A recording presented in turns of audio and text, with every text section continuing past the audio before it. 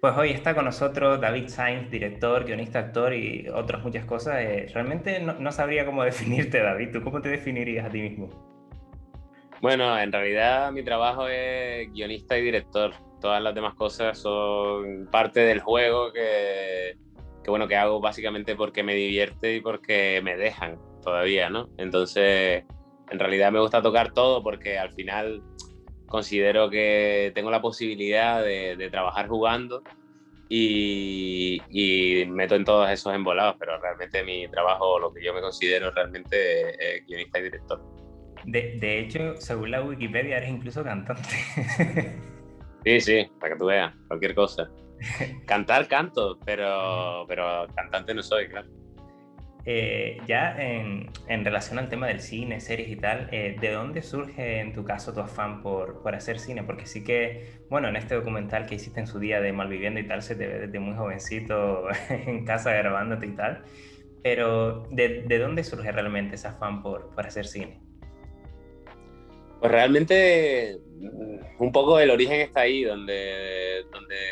bueno, en el sitio que precisamente has comentado, ¿no? En realidad, lo bonito de este trabajo y que para mí sigue siendo un poco así, a pesar de que, bueno, evidentemente según el proyecto y según en lo que estemos metidos y según el presupuesto, uno debe tomarse las cosas en serio, pero es un trabajo que te permite tomarte las cosas en serio sin dejar de jugarlo, ¿no? Y básicamente yo empecé así jugando, ¿no? Teníamos la suerte de, bueno, en aquellos tiempos eh, las cámaras domésticas eran un lujo, ¿no? Que no se podía permitir cualquiera, entonces mi familia entera, o sea, quiero decir, poniendo cada tío mío un poco y mis abuelos, compraron una cámara que podían compartir pues, para cada vez que uno se iba de vacaciones, ¿no? Se iban mis tíos a no sé dónde, pues se llevaban la cámara. Se iban mis padres a no sé dónde, pues nos llevábamos la cámara. Y sí es verdad que había muchos momentos muertos en los que nadie iba a ningún lado, que la cámara pues se quedaba en mi casa. Y realmente ahí empezó todo, ¿no? Ese fue un poco el germen de todo lo que vino después, sin yo pretender eh, tomármelo como algo más que eso, que un juego, ¿no? Yo jugaba sobre todo con mi amigo Pepe ahí en Las Palmas, en Las Reolles, hacíamos principios de películas, porque nunca llegábamos más allá del principio, o sea, hicimos 1000 escenas de personas levantándose por la mañana y apagando un despertador. Y empezamos así a jugar. Es verdad que una vez terminamos una versión callejera de cuento de Navidad de Charles Dickens, ¿no? Pero realmente era eso, era jugar, íbamos aprendiendo pues la, las opciones que la cámara nos daba. Un día nos dimos cuenta de que la cámara te permitía poner créditos, ¿no? Y entonces pusimos como un montón de créditos, éramos dos personas, pero habían 65 créditos distintos ahí en las pelis, entonces era eso, era jugar y nos lo pasábamos muy bien. Y la verdad es que viéndolo hoy, evidentemente éramos niños jugando con una máquina y no sabíamos montar, grabábamos escena tras escena, ¿no? Nuestro montaje era totalmente cronológico porque no teníamos ni idea de, ¿sabes? Nunca se nos ocurrió, hasta mucho más mayores, coger dos vídeos y hacer un montaje, ¿no? Entonces íbamos haciendo pues cosas que nos gustaba. Al principio lo que nos gustaba era vernos a nosotros interpretando personajes que nos gustaban en el cine, porque sí que hay algo que por suerte he tenido en casa siempre y es el cine, ¿no? A mi madre le gusta mucho el cine, a mi padre también, además a cada uno un tipo de cine y de género distinto. En casa cuando me cuidaba mi tío, que yo era pequeño, porque mi madre curraba y mi padre también, lo que hacía era pelar la pava con su piba y para dejarme a mí tranquilo, pues me ponía pelis, ¿no? Y yo era un niño muy tranquilo, a mí me dejaban en un sofá y una tele y yo me podía pegar ahí tranquilamente 3 horas sin mear, ¿no? Entonces, ha sido un poco todo eso. Y cuando, bueno, estaba en el instituto, recuerdo que a priori, ¿no? Cuando empiezas a tener que tomar la decisión de a dónde te diriges, de qué es lo que quieres estudiar, a priori pensé que no se me daba mal escribir, entonces pensé en meterme en periodismo y tal. Porque es verdad que esto todavía en aquellos tiempos, yo soy del último año en el que había EGB y BUP, ¿no? En Las Palmas. Y sí que es verdad que esto no se contaba como una posibilidad. Realmente dedicarte a esto en aquellos tiempos era muy complicado, ¿no? Era como plantearte jugar de delantero en el Barça por la cara, ¿no? Que eso fuera tu aspiración. Entonces, para mí era algo que alguien como yo, un chaval de las Reollas, bueno, sin muchas posibilidades, iba a poder alcanzar. Sin embargo, yo salí de casa sin mucha idea, al final me fui sin entrar en la universidad ni nada y empecé a trabajar a los 18 años, me fui a la península y tal. Y es verdad que de repente bueno, el golpe que supuso para el mundo el engorde de Internet y de repente el abanico de posibilidades que eso daba, bueno, yo seguí jugando en la península, tenía una cámara, seguía jugando, ahora ya pues, podía montar, ¿no? Y habían programas de edición que yo utilizaba, pero seguía haciendo tonterías. Y un día tuve la suerte de que por un corto estúpido que hicimos y con Carlos Lía, el chino, que se vino a vivir un tiempo allí conmigo en Sevilla, hicimos un corto estúpido sobre un superhéroe canábico que era para reírnos, Petaman, y ganamos un premio. Ganamos un premio y fue muy bien, lo que yo consideraba muy bien en YouTube en aquellos tiempos, ¿no? Tuvimos como 5.000 vistas así, para nosotros era como, ¡buah! ¿Qué somos? Spielberg ahora por la tarde. Entonces, eso no nos sirvió de nada y de repente un productor me vio por la calle y me dijo, perdona, ¿tú eres el que ha hecho Petaman? Y yo dije, sí. Yo saliendo del bar donde trabajaba de camarero, ¿no? Y me dice, mira, es que estoy probando un documental histórico sobre el pueblo donde yo vivía, que es Lebrija, el pueblo de mi padre, y estoy buscando director y tal. Y yo, que fui un sinvergüenza, porque yo realmente no tenía ni idea de hacer más allá de lo que yo había aprendido de una forma muy, muy autodidacta. Es verdad que yo llevo estudiando esto por gusto desde chico, pero no tenía los estudios necesarios. Le dije que sí y hicimos el documental y salió sorprendentemente bien. Eso hizo que conociese a una muchacha que era productora de ese documental que me animó a dar el paso de por fin estudiar esto, ¿no? Y al final lo que estudié fue realización aquí en Sevilla. Y en realización, bueno, parece mentira, pero aprendí algunas cosas, pero muchas de las cosas ya las traía aprendidas, ¿no? En realidad, de mi obsesión en el que, bueno, del que ahora es mi trabajo, pero que si no fuera mi trabajo sería mi hobby, ¿no? Seguiría siendo mi hobby, realmente esa es mi suerte y siempre lo digo, ¿no? O sea, mi suerte es que trabajo de algo, o sea, cobro por hacer algo que si no fuese mi trabajo sería mi hobby, ¿no? Entonces, ahí estudié y lo que sobre todo me sirvió fue para ir conociendo bueno, a las personas que hoy en día son mi equipo, todos mis socios y todos los que forman parte de Different a día de hoy. Y de repente, bueno, pues aquí estoy. Yo, la verdad, no quería hablar prácticamente de Malviviendo porque ahí estarás todos los cojones ya de, de hablar de la serie, pero sí que me interesa un poco esa transición de una vez que terminas la serie, que igual hubo una especie de colapso ahí para todos ustedes, y el paso de Malviviendo a otras producciones tipo Entertainment o Obra 67, de la que hablábamos antes y tal. ¿Cómo fue ese cambio? Aunque sí que a partir de Malviviendo sí que vemos que cuentas, como tú comentas, con el mismo equipo, no solo técnicos, sino actores y demás. Hay cameos que, joder, quieras que no, siempre son los personajes de Malviviendo para muchos.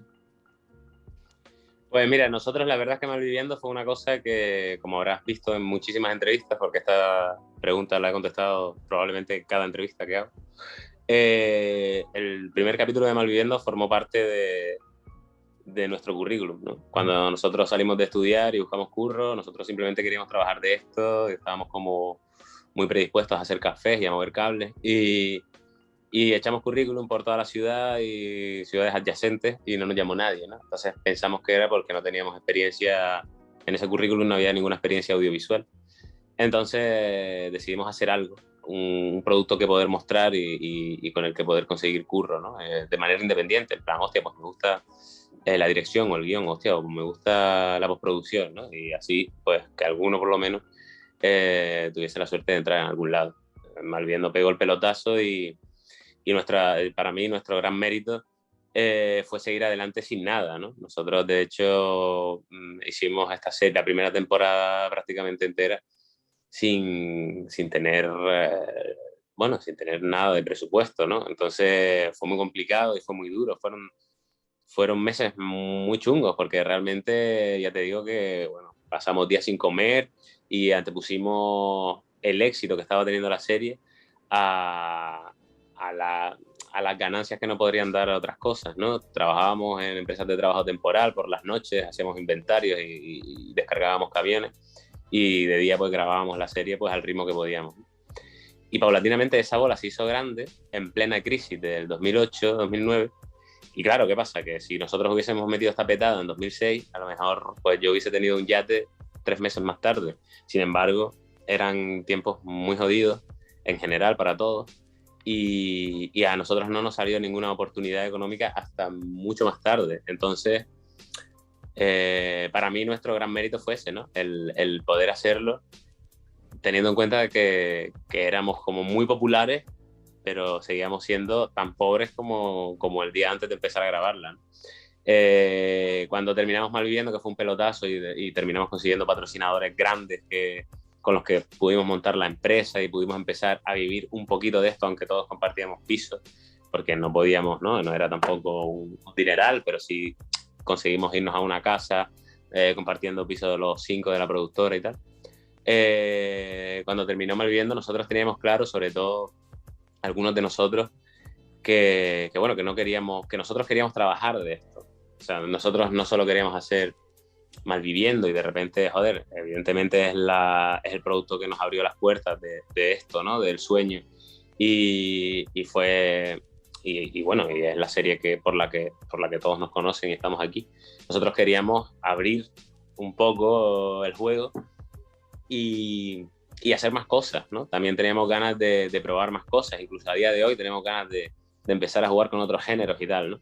Entonces, para nosotros fue muy importante el dar este paso y te digo, cuando nosotros terminamos la tercera de Malviviendo, nuestro patrocinador gordo nos ofrecía un buen cheque por una cuarta temporada y sin embargo nosotros lo rechazamos porque creíamos que Malviviendo, por un lado, le teníamos tanto respeto y tanto cariño que no queríamos estropearla estirándola como ha pasado con otras tantas series y por otro lado es eso, queríamos caminar hacia otros lados, ¿no? El empezar a seguir con nuestro curro pero pudiendo hacer pues, historias distintas, ¿no? Para un guionista en realidad está muy guay el poder hacer una serie y poder hacer una historia en tantísimo tiempo, pero date cuenta que por el presupuesto que nosotros teníamos, lo que hubiese sido para cualquier otra serie 3 años, para nosotros fueron pues 6, ¿no? Entonces, claro, te estoy hablando de muchos años haciendo lo mismo y aunque durante ese tiempo hicimos, por ejemplo, Peter McDowell o Flaman en varios parones de Malviviendo, queríamos, pues, eso, dar un paso lateral. Y así fue, en realidad. Entertainment fue una serie súper autoproducida, igual que Malviviendo cuando empezó. De hecho, la primera temporada no tiene patrocinio, pero teníamos nosotros ya un poco de músculo para poder pagarla, teniendo en cuenta que Entertainment es básicamente una serie hecha por nosotros en nuestra oficina y grabada de una forma como bueno, un documentary, ¿no? Donde se podía ver la pértiga, porque la pértiga existía y ¿no? Era como muy libre, ¿no? Al final lo más grande de Entertainment es el guión, ¿no? Que fue la primera vez que yo coescribí en aquellos tiempos con Enrique Lojo y Manuel Noguera, ¿no? Y bueno, y después de eso, pues, Obra 67 fue un experimento también sin presupuesto, igual que otras tantas cosas que hicimos. Y luego sí que tuvimos la suerte de que entró Fluxer a apoyarnos con la segunda de Entertainment, con Buster, y ya de repente las plataformas, empezaban a surgir plataformas que se empezaban a fijar en nosotros, ¿no? Porque al fin y al cabo, aunque Malviviendo fue evidentemente el pelotazo universal, siempre hemos hecho muy buenas cifras, ¿no? Tenemos la suerte de que tenemos seguidores muy fieles y que, bueno, a los que seguimos gustándoles y que están en nuestro código y de repente, pues, lo que hacemos, pues, suele funcionar. Y entonces ya llegó la oportunidad de trabajar con Play, que, bueno, que quieras que no ha sido un salto porque de repente trabajábamos con presupuestos más normales. Realmente parece que nosotros hemos sido un cohete, ¿no? En plan que hicimos Malviviendo y ya estamos aquí. pero han sido 12 años dando pasos muy pequeños, trabajando en condiciones en las que ninguna otra productora que conozco trabajaría, porque básicamente para nosotros lo importante era el objetivo de dedicarnos a esto y ser felices trabajando. Y ya metiéndonos en grasa, ¿no? La serie, uno de tus últimos proyectos, ya que ahora está ya, acabas de terminar de rodar la segunda temporada. ¿Cómo nace este proyecto? Y bueno, incluye ya a Quique Pérez, que bueno, que aquí en Canarias pues también es bastante exitoso y tal. Yo tengo la suerte de conocerle y la verdad que es gracioso porque, claro, el personaje que ves en la serie realmente, él es así, hombre, quizá no tan criminal, por así decirlo, pero ahí en esa naturalidad, en mi opinión, está la gracia. ¿Este proyecto cómo surgió? Pues mira, después de que terminase Mambo en Play, y después hicimos Jirafas y también funciona muy guay, Play estaba muy contento con nosotros y llegamos a un punto de confianza en el que, bueno, ellos me dieron como una especie de confianza a nivel, mira, sabemos que la idea que se te ocurra nos va a gustar, así que haz lo que quieras hacer. Y estuve tiempo, porque es muy difícil, ¿no? Cuando te dicen, tío, haz una serie de un unicornio que corre para atrás, pues a lo mejor te tienes ahí, a lo mejor te gusta más o menos, pero sabes de qué escribir. Cuando te dan la oportunidad de escribir la historia que quieras, es muy complicado decidirte, ¿no? De hecho, pasamos por unas cuantas ideas hasta que llegó la posibilidad de escribir una serie. En el fondo no alrededor de Quique Pérez. O sea, de hecho, es un poco todo lo contrario. O sea, Quique Pérez, haciendo de Pedro el Grasa, es un poco un personaje muy pasivo. Si te fijas en la primera temporada, él se va moviendo según la marea le dé. Y no es que sea un personaje, sabes, que ve Quique en sus espectáculos como cómico y demás. Es muy explosivo, es un tío que además tiene 1000 posibilidades. Para Quique lo complicado en aquella primera temporada fue bajarse de todo eso y ser un personaje que estuviera tan abajo, ¿no? En realidad, o sea, a todo lo contrario a lo que él solía ser. De hecho, había mucho miedo, tanto por parte de Quique como por la mía, de que pudiera llegar a ser pues tan sutil en la interpretación como eso necesitaba, porque aquí que al fin y al cabo me decía, David, no soy actor, básicamente, cuando yo empezaba a exigirle, ¿no? Antes de empezar, y yo lo sabía que no era actor. Sin embargo, lo trabajamos juntos y bueno, en la primera temporada aquí que hace un papel que mucha gente ha aplaudido cuando lo ha visto. Pero te digo yo que en la segunda, Quique además, ahí sí Quique sube un par de escalones en el tema de la interpretación.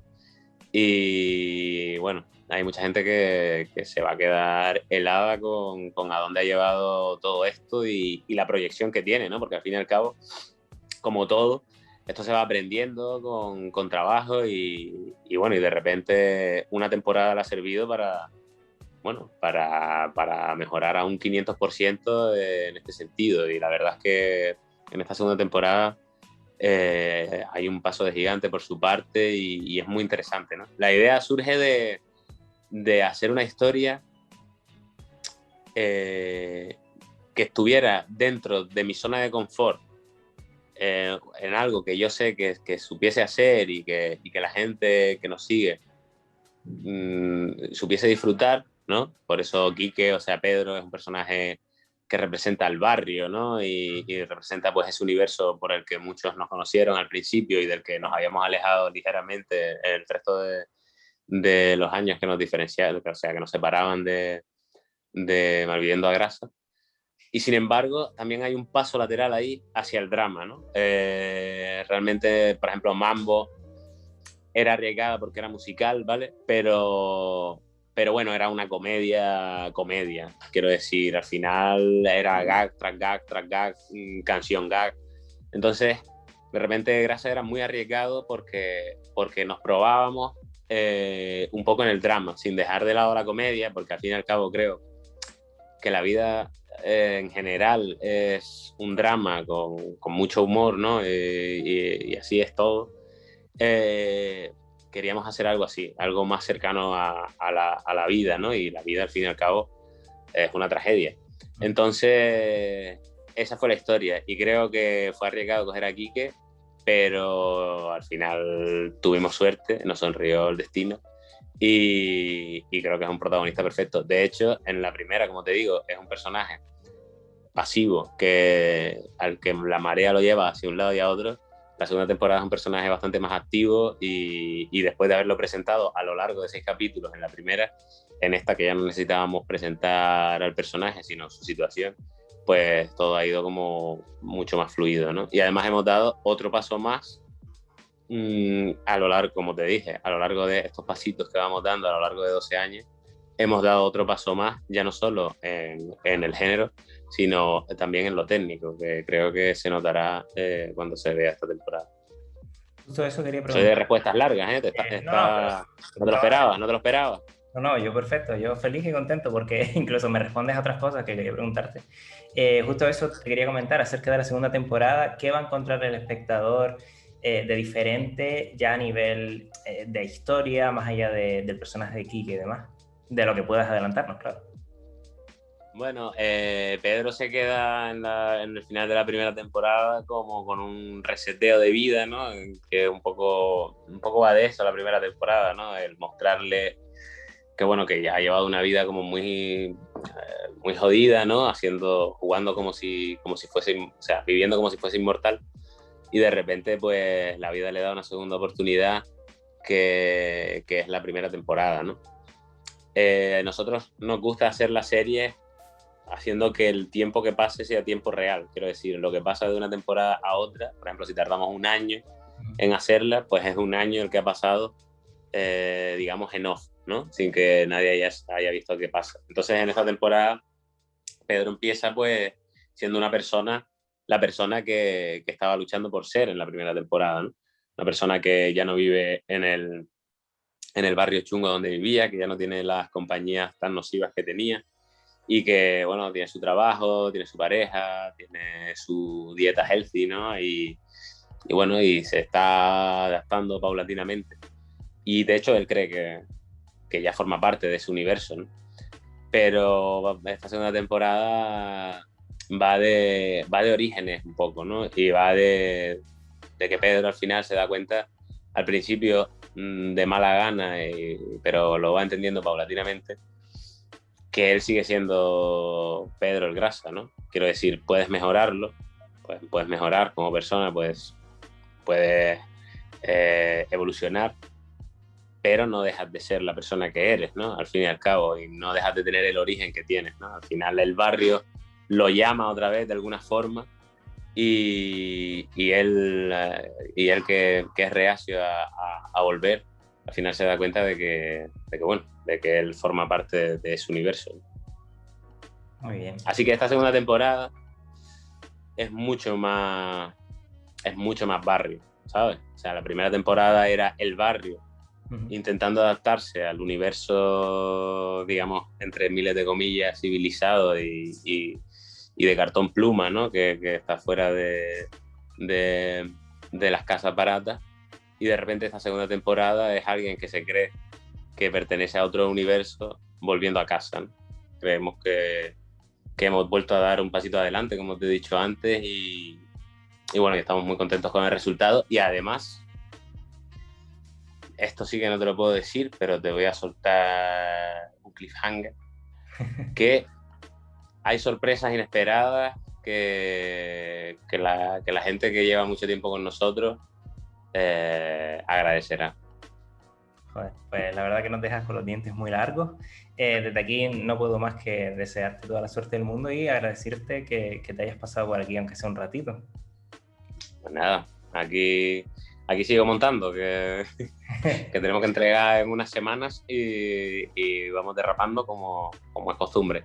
Así que gracias por esta conversación y nada, para lo que sea, aquí estamos. Gracias, David. Hasta luego. Venga.